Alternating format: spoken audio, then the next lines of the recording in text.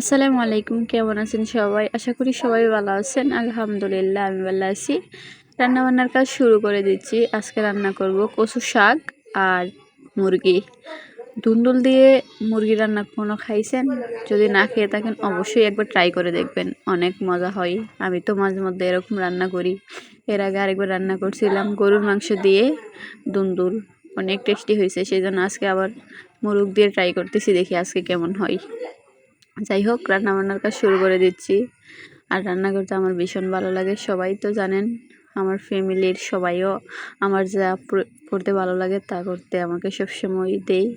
যাই হোক, আজকে এই যে দেখেন মাংস মশলা সব কিছু কষিয়ে বসিয়ে দিলাম। আর শাকটা রান্না করতে অনেকগুলো পেঁয়াজ কাটা, তারপর শুকনা মরিচ, তারপর ডাল এগুলো লাগে।